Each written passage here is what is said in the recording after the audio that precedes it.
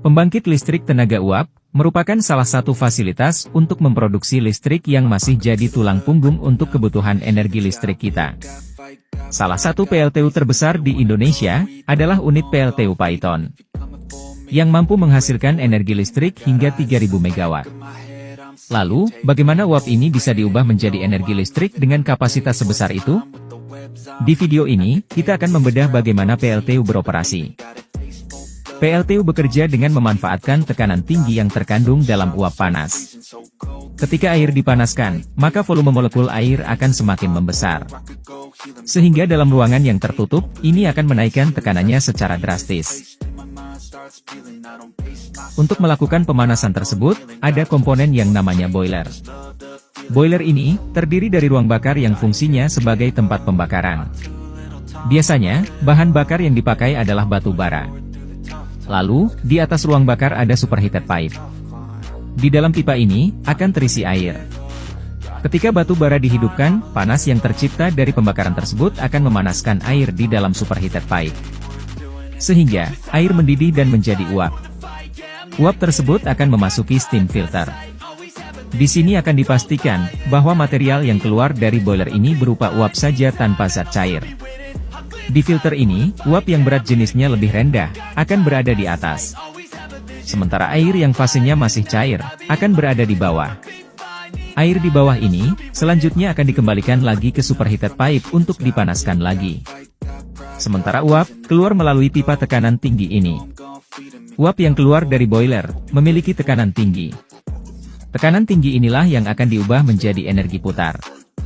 Energi putar ini, selanjutnya akan dihubungkan untuk memutar generator listrik. Untuk melakukan perubahan energi tersebut, ada komponen yang namanya turbin. Turbin ini, terdiri dari beberapa baling-baling yang terletak dalam satu poros. Di depan, adalah turbin primer dengan diameter lebih kecil. Uap panas akan dimasukkan ke dalam turbin primer. Akibatnya, turbin ini berputar. Setelah melewati turbin primer, uap masih memiliki tekanan meski lebih kecil dibandingkan dengan uap sebelum masuk ke turbin primer. Uap ini akan dimasukkan lagi ke turbin sekunder. Sehingga, efisiensi dari tekanan pada uap ini bisa diubah secara maksimal untuk menjadi energi putar. Outputnya, berupa energi putar pada poros turbin. Kemudian, poros ini akan dihubungkan ke generator berkapasitas tinggi untuk membangkitkan energi listrik. Urutan kerja PLTU, intinya seperti itu. Tapi, siklus ini akan berhenti ketika air di dalam superheated pipe ini habis. Agar siklus ini terus berlanjut, maka uap panas dari turbin sekunder harus didinginkan untuk dimasukkan lagi ke superheated pipe. Mengapa harus didinginkan? Seperti yang saya katakan sebelumnya, PLTU ini memanfaatkan perbedaan tekanan yang disebabkan oleh perbedaan besar molekul air saat fase cair dan fase gas. Jadi, air yang ada di superheated pipe ini harus sedingin mungkin agar molekulnya kecil. Sehingga ketika dipanaskan, perbedaan molekulnya akan terasa sangat signifikan. Untuk melakukan tugas itu, ada komponen yang namanya kondensor. Di dalam kondensor akan terisi air dingin. Lalu, pipa uap dari turbin sekunder akan mengelilingi air dingin di dalam kondensor ini. Sehingga, sisa kalor pada uap akan pindah ke air dingin. Ini akan membuat uap air di sini turun suhunya, mengecil molekulnya, dan turun tekanannya. Dan fasenya, juga akan berubah menjadi cair. Selanjutnya, air akan dipompa ke dalam superheated pipe. Setelah itu, siklus pemanasan air akan terjadi lagi, sehingga uap panas bisa terbentuk secara berkelanjutan selama ruang bakar terus menyala. Namun, air dingin ini lama-kelamaan juga akan menjadi panas karena menerima kalor. Sehingga, perlu ada juga proses pendinginan air kondensor ini. Untuk melakukannya, air akan dipompa ke menara pendingin. Di sini, air dari kondensor akan disemprotkan di bagian tengah menara pendingin. Itu akan melepaskan panas ke udara bebas. Sehingga, kita akan melihat uap yang membumbung dari menara pendingin ini. Lalu di bagian bawah menara pendingin, ada sumber air dingin. Biasanya, ini terkoneksi dengan sumber air seperti sungai. Air dingin ini, lalu akan dipompa ke kondensor.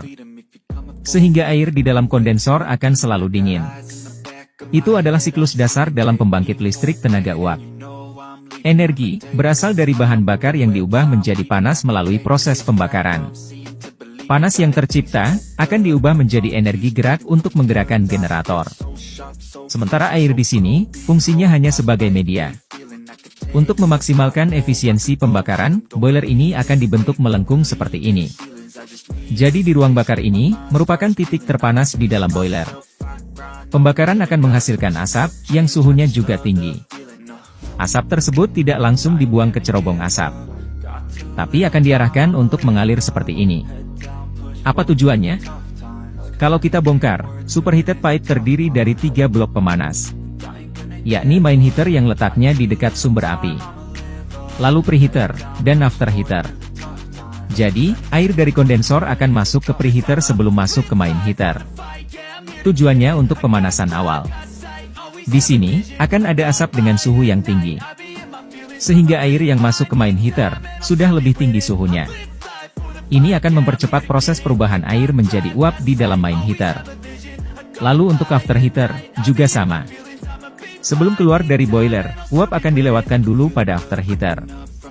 Di sini, juga ada asap pembakaran namun karena lebih dekat dengan sumber api daripada preheater, maka, suhu di sini lebih tinggi. Fungsinya, untuk memaksimalkan energi panas pada uap. Jadi uap yang keluar dari boiler, bakal lebih panas lagi. Itulah siklus kerja pembangkit listrik tenaga uap. Semoga menambah wawasan kita semua.